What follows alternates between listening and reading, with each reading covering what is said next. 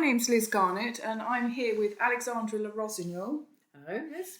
And we are talking about the Way of St Martin, which is a new pilgrimage route from Dover to Canterbury. Alex, would you just like to explain how the route came about? Yes, we both got involved with the Kent Pilgrim Festival, and we were having a meeting in Mason Dure with Martin Crowther in Dover, and he said, yes, you can have an exhibition. Have you thought of walking and reflecting a route between Dover and Canterbury? And we both went, no. But we then said, yes, we could do it. Not really thinking about why anybody would go from Dover to Canterbury. It was certainly a revelation that we had never really thought that Dover could be a place of importance for pilgrimage. No, and who would come from the continent when all we hear at the moment is about pilgrimage routes that go off to Santiago de Compostela or to Rome from, say, Canterbury or London. We were very lucky in that Martin Crowther had a tremendous wealth of information about how Dover became one of the leading places for pilgrims to visit, and how the hospitals or hospices that were going to give hospitality to the pilgrims grew within the town. Yes, and I think what amazed me was the amount of history that Dover has and the enthusiasm of the people in Dover for Dover and the history and pilgrimage in medieval times. We suddenly realised that we were looking at sacred space in a place where normally we thought lorries and ferries. And this started off from earliest times with the Bronze Age boat in the museum, and then carried on through medieval times when people came to visit Becket's shrine. Yes, and I think for me, I have visions, before this project, I did have visions of driving down the A20 into Dover in a mad dash to get to the port of Dover and catch a ferry. And for you, Alex, it was very much nipping in for food and... Oh, yes. I mean, living just above Dover, Dover was a place where we would just pop in and do a shop. But suddenly there were older places, older than the Second World War. I was very well aware of the history of Dover for the Second World War, but I was not aware of the history of Dover in the medieval times. No, and I think certainly when we started our pilgrimage, our first stop really was the Dover Museum. We had previously been in for a quick whiz round, but once we got in there with the pilgrims, an hour didn't feel like long enough to explore the Bronze Age boat and the maps of how Dover had changed over the centuries. And this was a supreme launch pad, really, for us to go and think about how we could walk to Becket's shrine. And so we started doing a research trip, partly walking, partly by car, with cameras, sketchbooks, notebooks, just visiting various areas to decide what could we link up with this pilgrimage. Yeah, and I think certainly when I was first looking at the maps, we were looking at doing the Via Francigena, North Downs Way, in reverse from Dover to Canterbury. But then you said to me, can we do a detour to Barfriston? And I've heard so much about Barfriston through our first pilgrimage, and you were always talking about the church. And so I said, yes, well, let's go there. And while we're about it, there's a nice tea room in Bishopsbourne. So, do you think we can just do a little detour down there?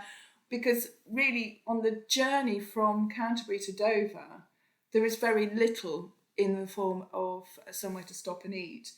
Yes, we certainly found that on our research trip, for me, was where I got my story of the bee's tail. And I realised when going around Patricksbourne that there was a theme here about the Trendle candle, which was taken from Dover to Becket's shrine. And this then gave us further ideas of how we could develop the route if we were going to develop the route that the candle had taken.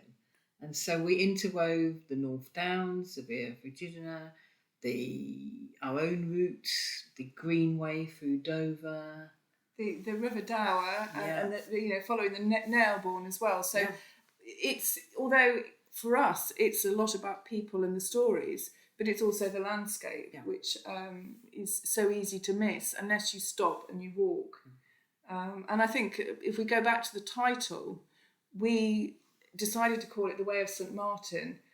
In the first instance, when we started naming it, was because of St Martin le Grand in Dover and St Martin's Church in Canterbury, St Martin's Church in Canterbury is well known as being one of the first churches to be built after, Queen Bertha had this chapel built, and it's so very, very old, and one of the oldest parts of the Anglican Communion. But it was then very exciting to realise that Dover's patron saint was St Martin. That's right. And that he had a place called St Martin le Grand, and that these ruins were just below the present-day Discovery Centre. That's right. And then we just ended up extending the route at the beginning to start at the beach, which then links in with the story of the hagstones, which were natural flint stones with holes in them, that the pilgrims would pick up on arriving at Dover Beach, and they would take to St Edmunds. And then we extended at the other end to Canterbury Cathedral because of Thomas Becket, and it seemed a really good ending. Yeah. So basically, we got excited because we were looking at things in a slow way. We were finding what literary and spiritual and landscape gems we could find, and whether we could string them all together like beads on a necklace. Well, that's right. And I think, there is so much within the area, and you have to slow down, otherwise you will miss it. And with the Via Francigena, which is a very long distance route, you couldn't walk at the pace that we walked if you were doing the Via Francigena, because you'd never get to Rome. Whereas our route, which is about 21 miles, actually to really benefit long term from having done the route, you need to take it slowly, you need to look around and take in all the history. And by the end of it, certainly I don't know about you, but I've found that I'm noticing more having been on a slow pilgrimage.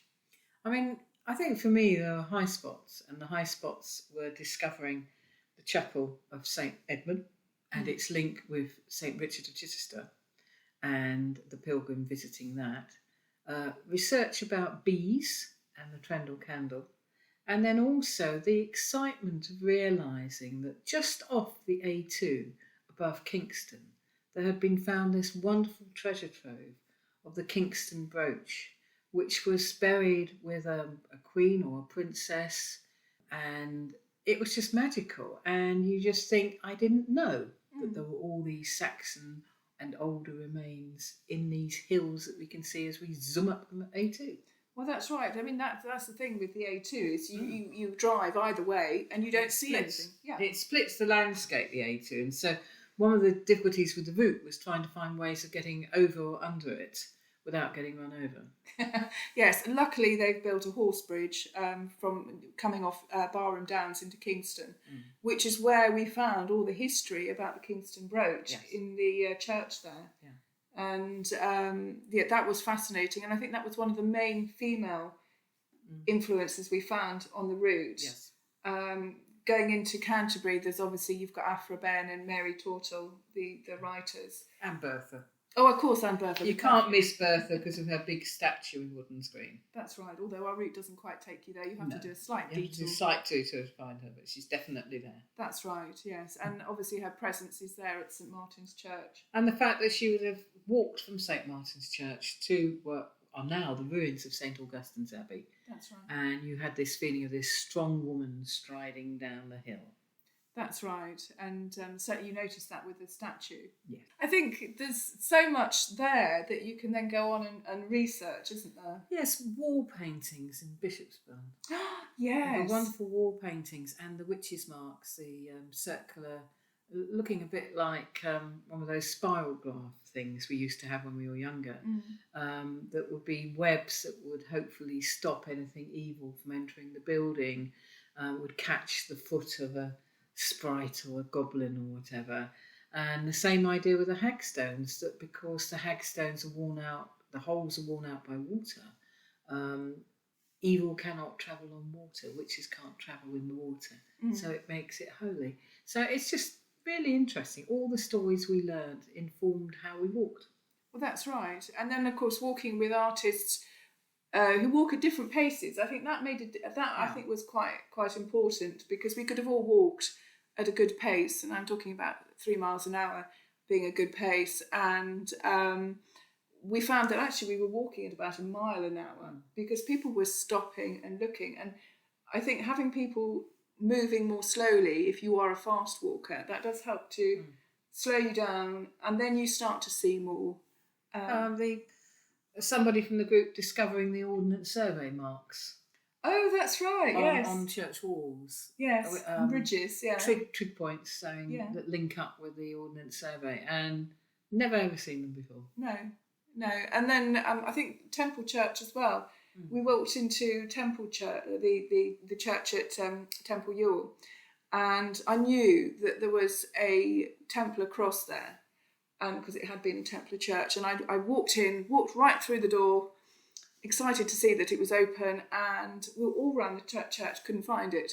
It wasn't until we walked out and we were all standing in the little church doorway where they got all the leaflets, and we suddenly saw the Templar crosses, and we'd missed them, but we'd found other things as well on our search around the church that I didn't know about.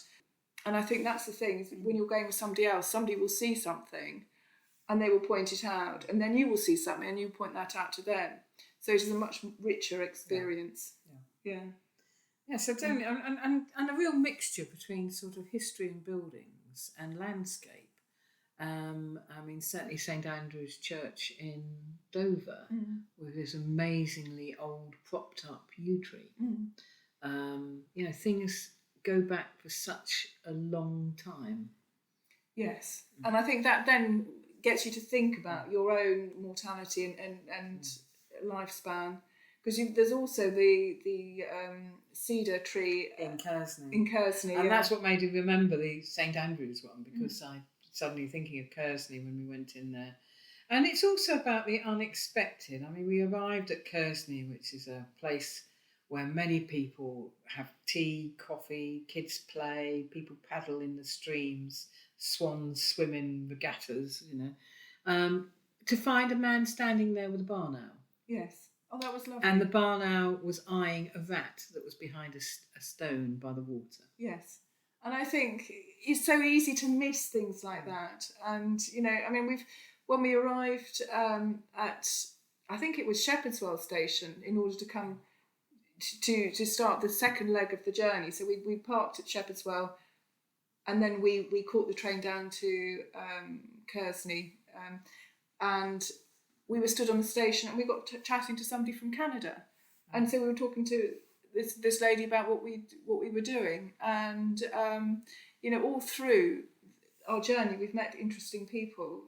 When you go back to Bishopsbourne as well. Yeah, but because I was doing the bee's tail, I did a research for Dover beekeepers, and I ended up talking to Eric, who lived just off from Shepherdswell Station, and who worked for Border Force, but his other life is to be a beekeeper, and to hear about collecting swarms from Charlton in Dover.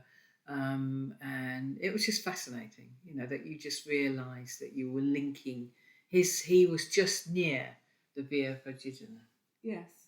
And it's that sort of, suddenly you're discovering another life, another lifestyle that somebody else has got. And, it's so easy to go on your own journey where you don't see other people's lifestyles and what they're doing. And I think also, the stories that we've been hearing from church wardens, they have been an amazing font of knowledge of their little local area and their churches.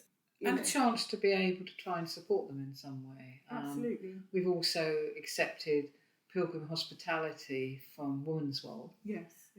We then, in return, are trying to support their grant funding to get themselves a loo, because this is a problem when you're out in the middle of nowhere. Not all of us are good at balancing or standing on one foot or whatever when you need a loo. And, the need for these churches to be places of hospitality for the pilgrims and for the walkers. That's right, and that was always the case back in medieval times. It has always been the case, and it's important to support them going forward, because the cost of upkeeping a church is phenomenal. And certainly just sort of realise that the need, like Barfreston.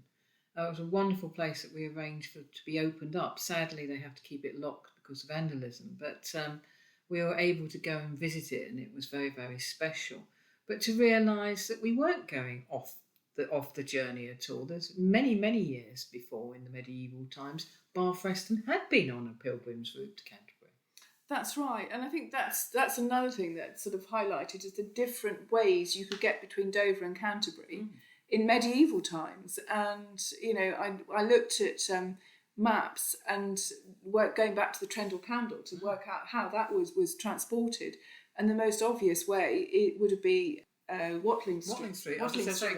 Yeah, but you can't now follow Watling Street thanks to the A2, which has chopped up part of that. Yep. But the old ways are still there underneath everything. So going right back, although it isn't medieval and it isn't pilgrimage related, going right back that when we were walking underneath the bridge to go underneath the road at Dover, the main ring road through Dover, we then saw the plaque that said it was when they were doing the roadworks for this that they discovered the Bronze Age boat. Yeah. And so, we build roads, but the old ways are still there underneath. They're hidden, aren't they? Yes. And I think that road actually would have been the beach, wouldn't it? Yeah, it would have been, yeah. So, yes, absolutely fascinating. And, of course, Dover is overlooked by Dover Castle with all that amazing medieval history. Which is basically what most people think of as Dover, the port and the castle. What we discovered was there was so much more. That's right. And Maison Dieu is being renovated at the moment, so that's going to be quite incredible to see once it's fully completed. And then, of course, the St Mary's Church, where we had our exhibition. Oh, yes. Very much... a bit like sitting in a boat, upturned boat, I found the St Mary's. It was a beautiful place, a place that has been key over the centuries and is still a key part of the community, even down to our present stage with energy conservation and people finding it hard to keep warm over the winter, that they have been opening it up to invite people in for coffee and tea and soup and to make them welcome. Gosh, that is good, isn't it? Yes, yeah. So, and then I think also what we haven't covered is the industrial heritage. Yeah. So the River Dower, which paper is mills, tanneries, breweries. Yes, that we enjoyed because a special beer was made for the Pilgrims Festival, which of course we had to try. Absolutely, yes. And I think what's special about the River Dower is it's one of 200 chalk streams in the world, and it is clear, so it has got trout swimming in it. And it's got a beautiful amount of trout, and we were actually privileged to see quite a few when we were walking along, but the biggest amount were when we found a lady who was feeding the ducks, and all the trout were coming up as well, and so there were loads of them there. But they are incredibly beautiful, and they are protected at certain times of the year and not allowed to be fished. No, so that's good. And then there were swans. So we did spend quite a while photographing swans on swans and trout. Yes. One of our research trips. So Crabwell Mill. Yes, of course. Flour mill. Yes, so flour mill. And so so there is a lot, but you have to slow down, I think. And then what I liked was the Nailbourne, which is an intermittent river. Yes, lovely way of putting that, intermittent. Yes, so it there's no rain in it at the moment. Well, we are talking in 2023, so we have had quite a lot of rain, so it might be some water there, but certainly when we walked it in 2022, it was dry as a bone. Which is a great contrast to some friends of mine who used to be the vicar of that parish, who was sometimes prevented from getting to one of the churches because of flooding. Oh, really? Which church was that? Well, I think it's between Patricksbourne and Bridge. Probably. Yes, because that's very close, isn't it, there? So he was vicar of Bridge and did the other churches as well. And there were times when the Nailbourne flooded. Mm. So we've got that to look forward to soon, I would imagine. Yes. Well, you did mention earlier on about Thomas Becket. So, of course, his shrine is no longer at Canterbury Cathedral, but the St Thomas's Church, which the route passes, does actually have one of his relics there. So you can get that, you get the relic experience as well. Yeah. You know, our lives have changed by doing this walk, this way of St Martin's. I think Absolutely, they have. yes, Yes, very much so. Yeah. We've experienced new things, we've met new people, we've seen the landscape, we've looked at the small details of snail shells and bits of flint and bits of pottery. We've looked at treasures that have come out of the earth. We've looked at the geology. There's a lot of geology involved, chalk and clay. And the ways that you walk are defined by the geology. You know, if you've got a riverway or a valley, or you're at the top of a valley, or, you know. Yeah. So it's been a really fun experience. Yeah. So, well, thank you very much for listening to our ramble, and we hope you've enjoyed it and the photos that go with it. And at the very bottom of the video, we'll add on website links, so you can follow in our footsteps as well and see our work. Thank you.